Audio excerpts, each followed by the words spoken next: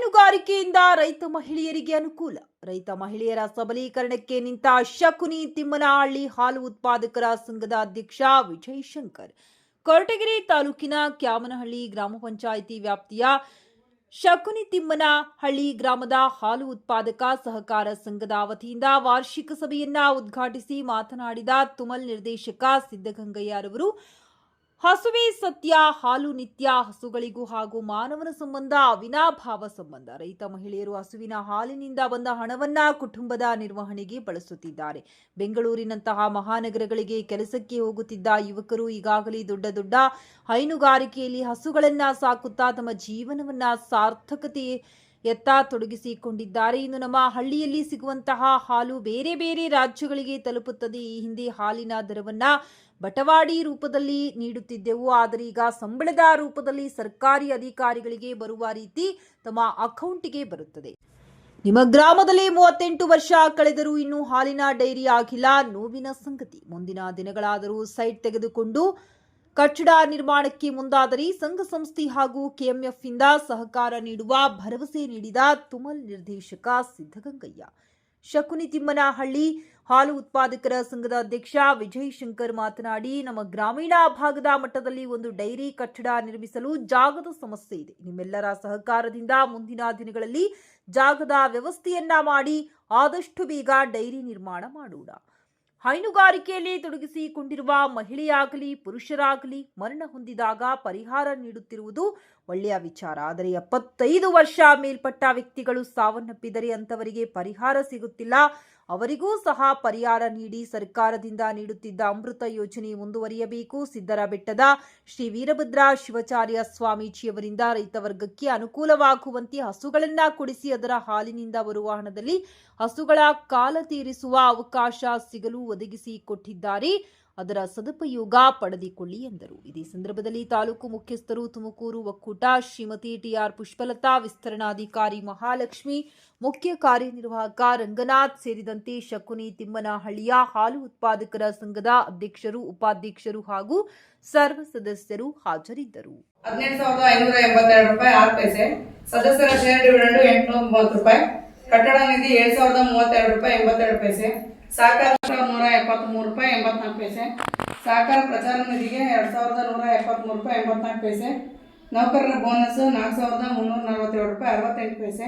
ಸದಸ್ಯರ ಬೋನಸ್ ಅಂದ್ರೆ ಈ ವರ್ಷದ ಉತ್ಪಾದಕರ ಬೋನಸ್ 28,259 ರೂಪಾಯಿ 91 ಪೈಸೆ. ಲಾಭವನ್ನ ವಿಲೇವಾರಿ ಮಾಡುವಂಥದ್ದು. ಇದು ಬೋನಸ್ 35,29,476 ರೂಪಾಯಿ 23 ಪೈಸೆ ಹಾಲನ್ನ ಖರೀದಿ ಮಾಡಿರ್ತೀರಿ. 37,38,255 ರೂಪಾಯಿ 30 ಪೈಸೆ ಅಷ್ಟು ಹಾಲನ್ನು ಮಾರಾಟ ಮಾಡಿದ್ದೀವಿ ಒಕ್ಕೂಟಕ್ಕೆ. ಸ್ಥಳೀಯ ಹಾಲು ಮಾರಾಟ ಮಾಡಿರೋದು 93,045 ರೂಪಾಯಿ 52 ಪೈಸೆ ಸ್ಥಳೀಯ ಹಾಲು ಮಾರಾಟ ಮಾಡಿರ್ತೀರಿ. ಖರೀದಿ ಮತ್ತು ಮಾರಾಟದಿಂದ ಬಂದಿರತಕ್ಕಂಥ ವ್ಯಾಪಾರ ಲಾಭ 2,91,304 ರೂಪಾಯಿ 74 ಪೈಸೆ. ಹಾಗೂ ಈ ವರ್ಷದಲ್ಲಾಗಿರ್ತಕ್ಕಂಥ ಆಡಳಿತ ವೆಚ್ಚಗಳು 2,14,588 ರೂಪಾಯಿ 93 ಪೈಸೆ ಖರ್ಚಾಗಿರ್ತಕ್ಕಂಥದ್ದು.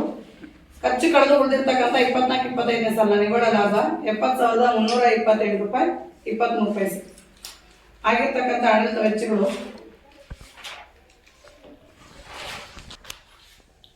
ಈ ವರ್ಷದ ಖರ್ಚುಗಳು: ನೌಕರರ ವೇತನ 1,08,000, ಸ್ಟೇಷನರಿಗೆ 7,013 ರೂಪಾಯಿ 52 ಪೈಸೆ, ಪ್ರಯಾಣ ಭತ್ಯೆ 3,500, ಸಾದಿನ್ವಾರು 6,500, ಮುದ್ರಣ ಡಿಟಿಪಿ ಮತ್ತು ಜೆರಾಕ್ಸ್ ಖರ್ಚು 9,670, ಜಿಬಿಎಂ ಖರ್ಚು 14,712, ರಾಸು ವಿಮೆ ವೆಚ್ಚ 2,500, ದೂರವಾಣಿ ವೆಚ್ಚ 2,100, ಪೂಜಾ ವೆಚ್ಚ 600, ಸಾಗಾಣಿಕಾ ವೆಚ್ಚ 2,200, ರಿಪೇರಿ ಖರ್ಚು 1,100, ಬಾಡಿಗೆ 18,000, ನಂದಿನಿ ರೈತ ಕಲ್ಯಾಣ ಟ್ರಸ್ಟ್ 20,412 ರೂಪಾಯಿ 18 ಪೈಸೆ, TDS ಕಟಾವಣೆ 3,770, ಸಂಘಗಳಿಗೆ ಮುದ್ರಣ ಸಾಮಗ್ರಿಗಳನ್ನ ಖರೀದಿ ಮಾಡಿರ್ತಕ್ಕಂಥದ್ದು 514 ರೂಪಾಯಿ 59 ಪೈಸೆ, ಹಾಲು ಪರೀಕ್ಷಾ ಯಂತ್ರೋಪಕರಣಗಳು 3,349 ರೂಪಾಯಿ 87 ಪೈಸೆ, ಸಮೂಹ ಕೃತಕ ಗರ್ಭಧಾರಣ ವೆಚ್ಚ 4,925, ಹಾಲು ತೂಕ ಯಂತ್ರಗಳ ನಿರ್ವಹಣಾ ವೆಚ್ಚ 2,487 ರೂಪಾಯಿ 33 ಪೈಸೆ, 595 ರೂಪಾಯಿ. ಇತರೆ ಖರ್ಚು 7,000. ಒಟ್ಟು 2,14,588 ರೂಪಾಯಿ 93 ಪೈಸೆ ವರ್ಷದಲ್ಲಾಗಿರ್ತಕ್ಕಂಥ ವಾರ್ಷಿಕ ಖರ್ಚು.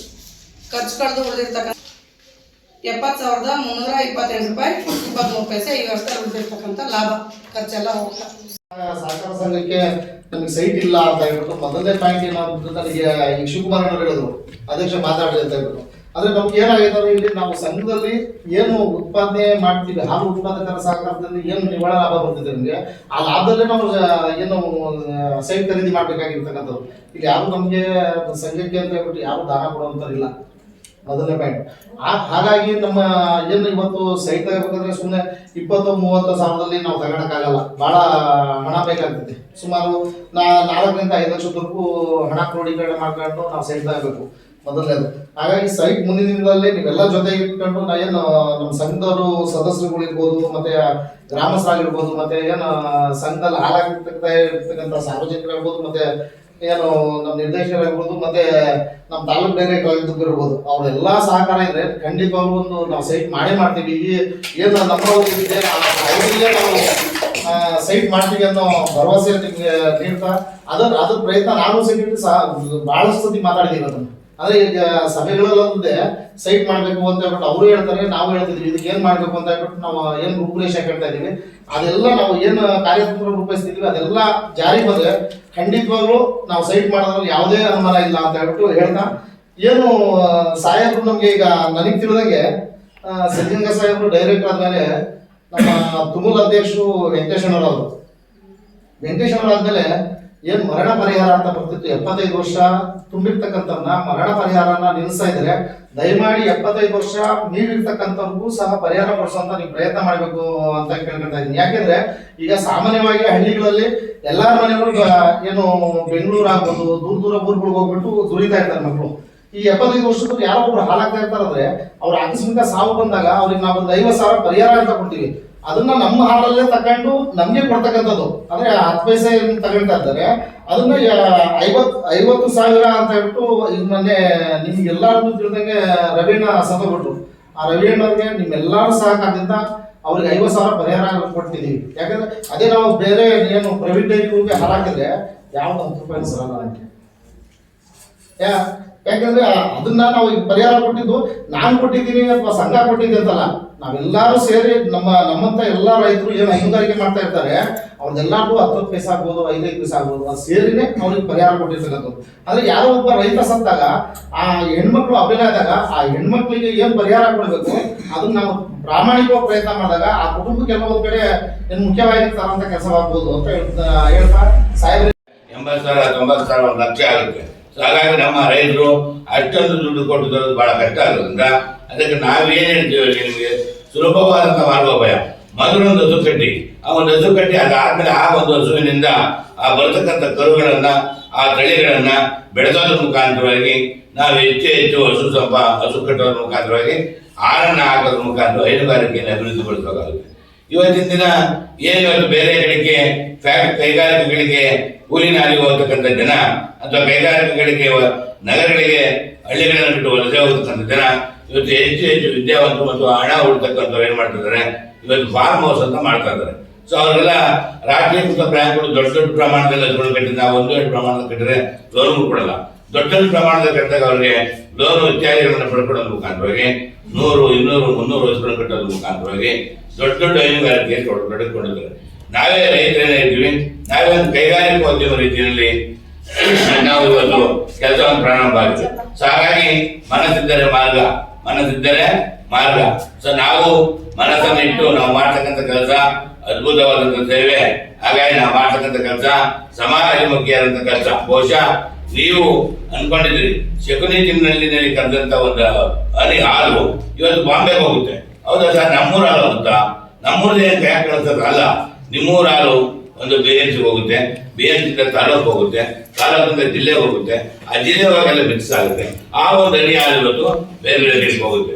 ಅಂದ್ರೆ ನಾವೆಲ್ಲ ಸೇರಿ ಉತ್ಪಾದನೆ ಮಾಡಿದಂತ ಹಾಲು, ಶಕುನಿ ತಿಂಗಳಲ್ಲಿ ಕರೆದಂತ ಹಾಲು ಬೇರೆ ಬೇರೆ ವಿಭಾಗಗಳಿಗೆ ಹೋಗ್ತಕ್ಕಂಥದ್ದು. ಹಾಗಾಗಿ ಹಾಲಿನ ಸರ್ವಶ್ರೇಷ್ಠ ಅಮೃತ.